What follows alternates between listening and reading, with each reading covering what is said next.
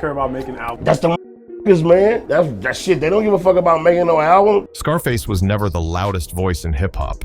He didn't chase beef, didn't beg for respect, and didn't explain himself when he cut someone off. But make no mistake, when Scarface had a problem with you, it lasted. Because his silence wasn't accidental, it was intentional. And over decades in the game, that silence left a trail. Artists he never co-signed, legends he quietly dismissed, superstars he refused to put on a pedestal. This isn't about internet rumors or manufactured drama. These are real moments, real interviews, and real lines that revealed exactly who Scarface couldn't stand. But he said this too. Today, we're breaking down the 7 artists Scarface hated most.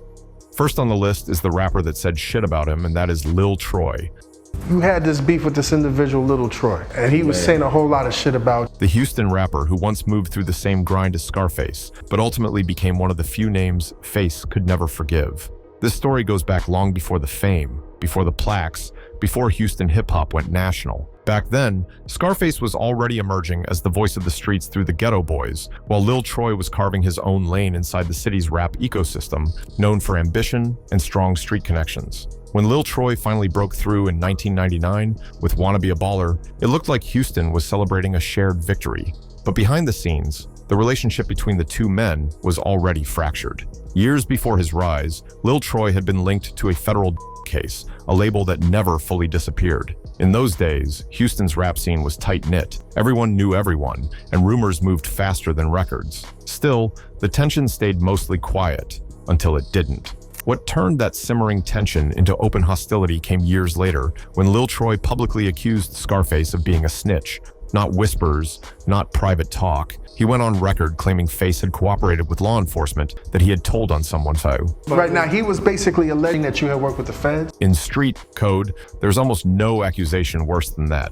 For Scarface, it wasn't just wrong, it was unforgivable. When Scarface finally responded, he didn't hedge or soften his words. In an interview that's now legendary among Houston rap fans, he flat out denied the accusation and swore on everything he valued. His words were chilling and deliberate. If I ever told on anybody, I want my entire to be wiped out. I want my entire bloodline to be wiped out. This wasn't a soundbite or a rap moment. It was a line drawn in stone. Scarface went on to explain that he'd never had a federal case, never sat in court over anything like that, and that the accusation came from pure hatred. From that point on, the bridge was completely burned. Scarface made it clear he had nothing left to say to Lil Troy, ever. He declined interviews that tried to push reconciliation and told one host, "Some people you just can't let back in your space. Once they show you who they are, believe them." The silence that followed spoke louder than any diss track. Inside Houston, fans quietly took sides. Some believed Scarface was standing on principle, protecting his name the only way he knew how. Others felt he was too rigid. That time should have softened the situation. But for Scarface, forgiveness was never an option. To him, that kind of disrespect destroyed trust permanently. Even years later, when Lil Troy continued mentioning Scarface in interviews, Face never responded. No records, no subliminals, no social media shots. He simply erased Troy from his world. That level of dismissal carried more weight than any public back and forth. What made it cut even deeper was the contradiction. Scarface's entire legacy was built on themes of loyalty, honor, and integrity. Being labeled a snitch wasn't just an insult, it was an attempt to rewrite his life's message. He wasn't going to let that stand. For Lil Troy, it may have been talk. For Scarface, it was blood oath serious. The fallout cast a long shadow over Houston hip-hop. Collaborations that could have happened never did. OGs picked sides quietly. And even as years passed, nothing changed. Scarface never apologized, never hinted at peace, and never softened his stance. Because when he said he'd rather die with honor than live fake, he meant it. And that's why Lil Troy, once a peer, became the first name permanently etched onto Scarface's unspoken blacklist. Second on this list is 50 Cent. The tension traces back to 2006 and a Scarface record titled Snitch, which featured fellow Houston rapper Zero. Known for his melodic, pain-filled street narratives, Zero had often been compared to 50 Cent. But this track wasn't just storytelling. In his verse, Zero took direct shots at 50, calling out hypocrisy and questioning his street credibility. Lines clearly aimed at 50's image and reputation. Like if somebody got a problem with Jay, they got a problem with me, and you see. The issue was simple but serious. Scarface was on the song too. To listeners on the outside, it looked like a full cosign. Once Snitch circulated, fans immediately linked the diss to Scarface himself. And for someone like 50 Cent, who built his career on retaliation, association alone was enough to draw a line in the sand. From there, tension quietly began to simmer. Scarface made it clear, at least by his actions, that the shots weren't his. He didn't name names, didn't escalate the drama, and didn't respond publicly. That had never been his style. But to 50, silence can feel like disrespect. Soon enough, subliminal jabs started popping up in interviews, comments about old Southern rappers trying to stay relevant, and questions about whether certain legends could stand without controversy.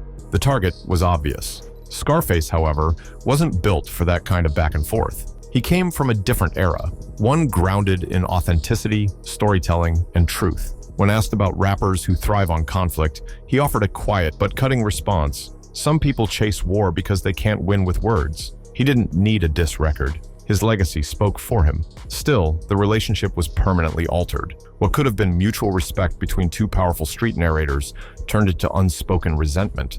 While 50 continued dominating headlines with public feuds, Ja Rule, The Game, Rick Ross, Scarface stood apart, representing a version of hip-hop that existed before beef became a business model. Years later, when 50 mocked older rappers as dinosaurs, Scarface remained unbothered.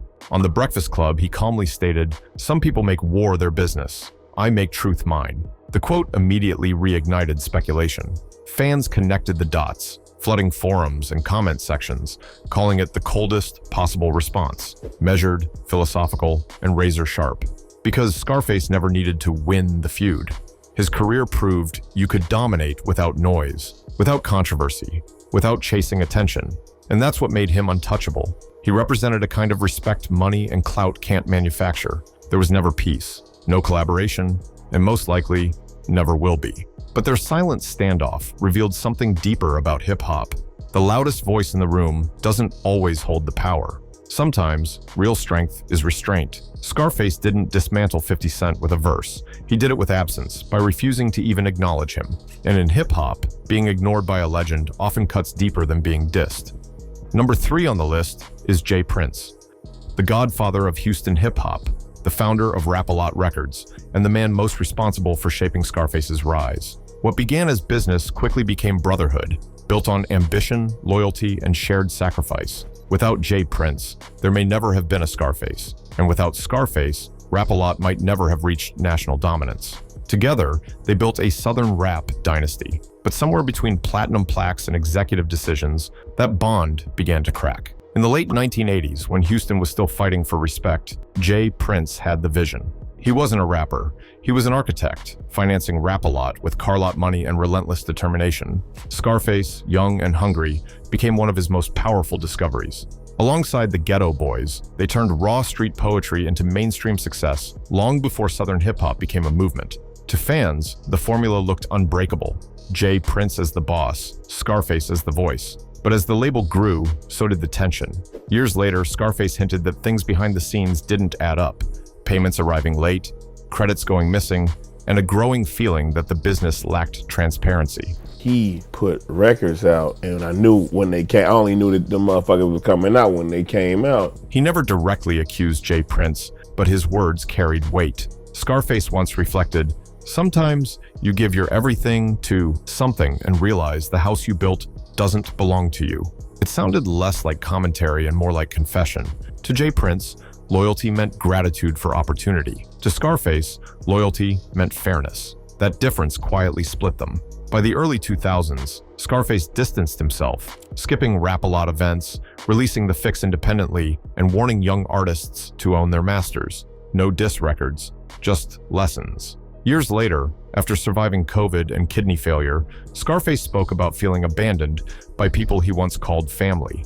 He never said J. Prince's name, but the silence said enough. Decades on, the wound remains. Scarface found peace in music, but never reconciliation in business. And if betrayal from within cut this deep, the next name cuts just as hard.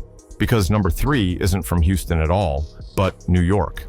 The 4th spot goes to Willie D.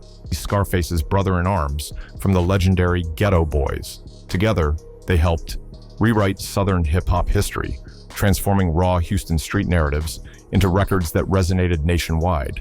But behind the iconic albums and hard-earned respect, their brotherhood slowly fractured. Chaos was always part of the Ghetto Boys' identity. Arguments, walkouts, and brutal honesty came with the territory. Still, by the late 90s, tension between Willie D and Scarface shifted from creative friction to something far more personal. At first, the issues seemed minor. Studio disagreements over writing credits, royalties, and leadership quietly built resentment. Willie D began feeling that Scarface was being elevated as the group's centerpiece, the face of the Ghetto Boys, while the rest were pushed aside. In interviews, Willie D later admitted, Face thought the group revolved around him. It wasn't bitterness. It sounded like disappointment from someone who felt sidelined by family. Scarface never denied his role. He embraced it. His response cut just as deep. When you put your heart into every verse and people still act like you owe them, that's betrayal. From that moment, the distance became noticeable. Performances grew rare.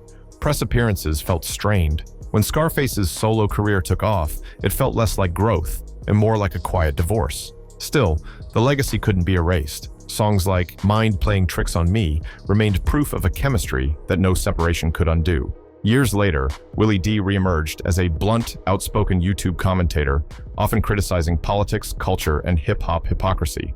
Occasionally, his commentary included thinly veiled shots at former allies. Scarface never replied directly, but fans noticed lines in later records about brothers who turned critics and voices that once cheered, now talking down. The tension boiled over in 2023 during the Grammy Hip Hop 50 tribute, when Scarface performed Mind Playing Tricks on Me. Without Willie D watching from Houston, Willie D felt blindsided.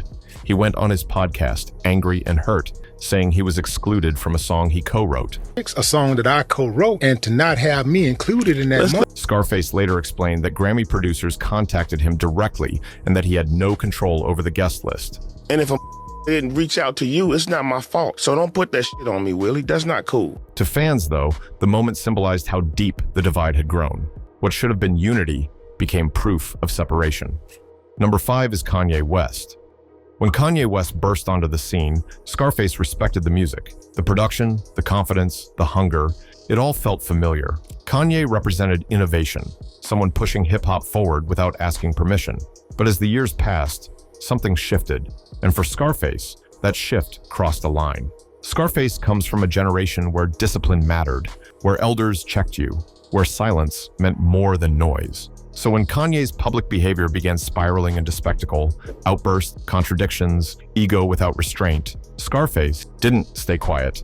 In multiple radio and video interviews, Scarface addressed Kanye directly by name. He rejected the idea that chaos should be excused as genius. He criticized Kanye's lack of discipline and the people around him who refused to tell him no. To Scarface, that wasn't creativity, it was a warning sign. He called Kanye out of control. But Scarface didn't yell, he didn't insult. He spoke like an elder watching someone waste potential. He explained that greatness doesn't come from being loud or unpredictable, but from structure, accountability, and respect. In his words, real legends don't self-destruct in public, they lead. What made the criticism hit harder was that it wasn't personal beef. Scarface wasn't chasing attention or clout. He wasn't responding to a diss. He was speaking on the culture. And Kanye, whether intentionally or not, had become a symbol of everything Scarface believed hip-hop was drifting toward. In interviews, Scarface made it clear that success without discipline means nothing. He questioned the idea that mental chaos should be marketed as brilliance. And he warned that when artists confuse controversy for authenticity, they damage not just themselves, but the entire culture watching them. This wasn't a one-off comment. Scarface stayed consistent. Even years later, when asked about the state of hip-hop, he returned to the same principles. Ego ruins legacy, yes men destroy artists, and discipline is the difference between icons and cautionary tales. Every time, the subtext pointed back to Kanye. What separates this from speculation is clarity. Scarface named Kanye. He criticized the behavior, he explained why he couldn't respect it, and he never walked it back. To Scarface, Kanye didn't just represent a flawed individual, he represented a system that rewards chaos over craft. A system Scarface never wanted to be part of. There was no diss track, no back and forth, no reconciliation. Scarface didn't need to argue with Kanye. He dismissed the behavior entirely. And in his world, that's the final word. Because when Scarface loses respect for you, it isn't loud, it's permanent. At number 6 is Future. the trap icon from Atlanta. Scarface never targeted him personally, but make no mistake, Future's entire style represents the generational divide that Scarface despises. The auto-tune, the drug-influenced lyrics, the celebration of numbness. It's the antithesis of Scarface's pain-driven realism. In interviews, Scarface often laments that today's rap lacks soul. He talks about how artists don't feel anymore, they just record, and fans know exactly who that's aimed at. When asked about the new wave of trap rappers dominating charts, he said, "If your music don't make somebody cry, then what's it for?" Future, whose catalog is filled with emotion masked by codeine and distortion, embodies that paradox. And Scarface hates what it represents, the commercialization of pain without meaning. Still, Scarface doesn't mock the youth. He warns them. He said, "I don't blame them. I blame the system that rewards emptiness." But even so, he's admitted that this new era ain't my kind of hip-hop. Rounding up the list at number 7 is Drake, the global superstar from Toronto, one of the most commercially successful artists hip-hop has ever produced. And yet, one of the few rappers Scarface has openly admitted he simply doesn't understand. Scarface comes from an era where greatness wasn't measured in streams or chart positions. It was measured in honesty, in how much of yourself you were willing to expose on wax. To him, hip-hop was never about perfection. It was about pain, struggle, and truth. And in that worldview, Drake represented a shift he couldn't fully respect. In a 2015 interview, Scarface reflected on the state of the genre, saying that hip-hop lost its heart when rappers stopped bleeding on tracks. The comment landed hard. That same year, Drake was facing intense scrutiny over ghostwriting allegations, sparking industry-wide debates about authenticity. Scarface didn't name names, but the timing wasn't lost on fans. Later, when asked directly about Drake on a podcast, Scarface was even more blunt. He dismissed the style outright, saying, "That ain't hip-hop, that's business." It wasn't an insult. It was a diagnosis. To Scarface, Drake wasn't a rapper in the traditional sense. He was a brand, a system, a product engineered for mass appeal. That distinction mattered. Scarface has always drawn a hard line between art and commerce. He believes hip-hop should come from lived experience, not manufactured narratives. In Drake, he saw an artist whose emotions felt calculated, whose vulnerability felt packaged, and whose success came without the kind of struggle Scarface believed shaped real storytellers.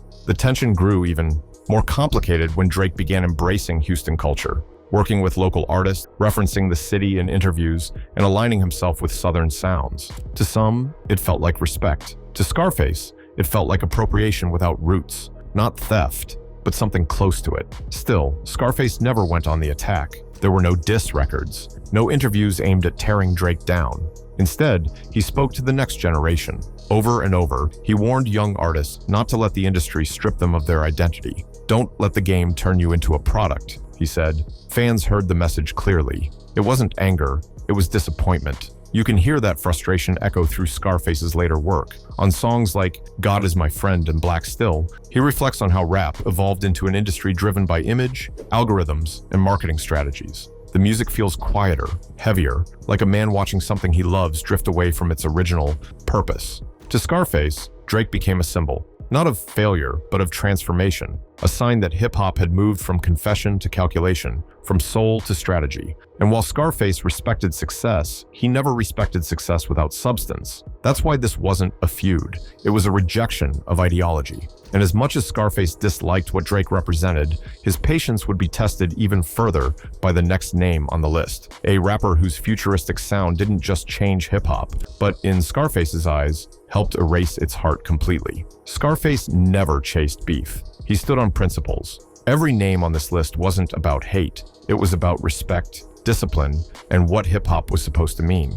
In a culture that rewards noise, Scarface chose silence. And sometimes that silence said more than any diss track ever could. So now the question is yours. Was Scarface protecting the soul of hip-hop or refusing to accept its evolution? Let us know what you think in the comments. If you appreciate real stories, real history, and hip-hop told without